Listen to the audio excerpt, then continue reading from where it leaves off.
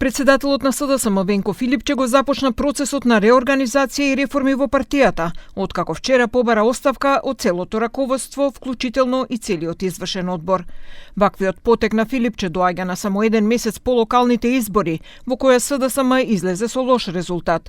По 2 часа дебата во партискиот штаб доцна синоќа, каде тој побарал колективна оставка, Филипче истакна дека сепак тоа нема да биде целосна смена, туку парцијално освежување и кај подпредседателите и во извршниот одбор. Го прифатија предлогот да едноставно се направи тој чин на формално мора поединечна оставка, а јас понатаму име овластија да јас понатаму во разговор со секој еден од нив, вклучувајќи и луѓето кои што досега беа во извршниот одбор, меѓутоа и други луѓе, заеднички направиме едно освежување на тимот. Разговаравме за активностите на партијата во следниот период, за предлог постулатите на новата програма и начинот како таа ќе ја презентираме пред граѓаните и пред партиските членови.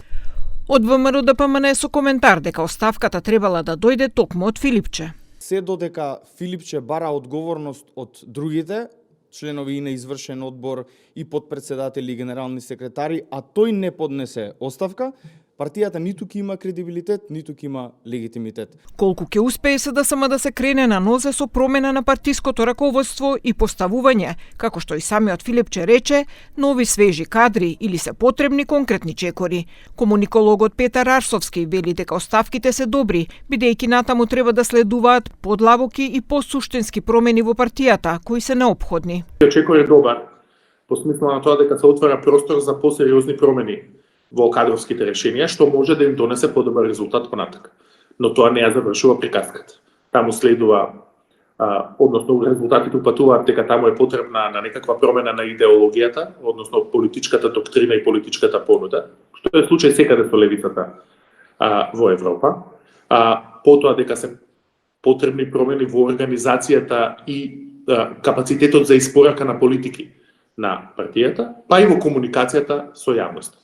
Арсовски додава и дека лошиот резултат на локалните избори не е пресуден за овој потек, бидејќи партијата е во тешка состојба веќе извесен период. Вели дека потегот за реформите нема да биде лесен, ниту ќе може да се направи на краток рок.